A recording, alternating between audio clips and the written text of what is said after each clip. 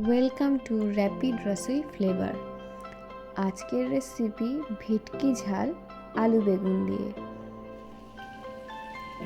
গরম কড়াইতে দিয়ে দেব 1 চামচ আস্ত জিরে আর আস্ত কাঁচা লঙ্কা। তার মধ্যে লম্বা করে কেটে রাখা আলু আর হাফ করে কেটে রাখা বেগুন দিয়ে দেব। আলু বেগুনটা হালকা আছে নাড়াচাড়া করতে হবে।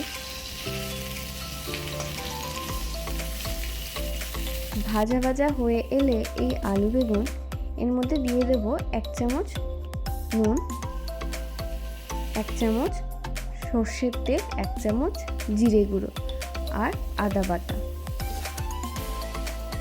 ভালো করে নাড়িয়ে চাড়িয়ে নিতে হবে। এরপর এর মধ্যে দিয়ে দেব 1 চামচ মতন হলুদ গুঁড়ো। এরপরে 1 কাপের মতন জল দিয়ে দিতে হবে। হাফ করে কেটে রাখা লঙ্কা একটা দিয়ে দেব আর 1 চামচ মতন হলুদ গুঁড়ো দিয়ে দেব। ঢেকে দেব 10 মিনিট হাই ফ্লেমে ফুটতে দেব।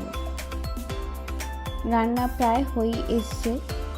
এরপরে ভেজে রাখা ভেটকি মাছগুলো একে একে উপর থেকে ছেড়ে দিতে হবে, ঠিক এইভাবে।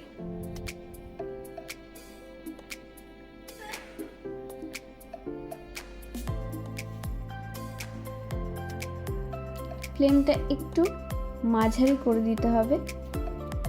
এবারে আরও 1 কাপের মতন জল দিয়ে দিলাম যাতে মাছগুলো ডুবে যায়। আরও 10 মিনিট মতন রান্না হবে, কিন্তু সেটা হবে অল্প আছে। স্বাদ অনুযায়ী নুন দিয়ে দিলাম। দেখো কি সুন্দর টকবক করে ফুটছে। এর মধ্যে আদা বাটা দিয়ে দেব 1 চামচ মতন। টকবক করে ফুটছে রান্নাটা।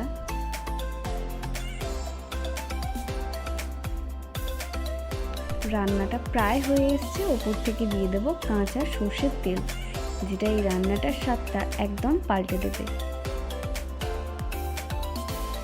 এবারে রান্নাটাকে অল্প আঁচে করতে হবে আর হালকা করে নাড়িয়ে চাড়িয়ে দিতে হবে, কারণ ভাজা মাছটা ভেঙে যেতে পারে বেশি হাতা দিয়ে নাড়াচাড়া দিলে।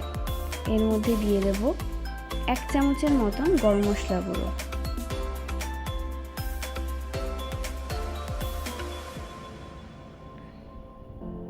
রান্না প্রায় শেষ।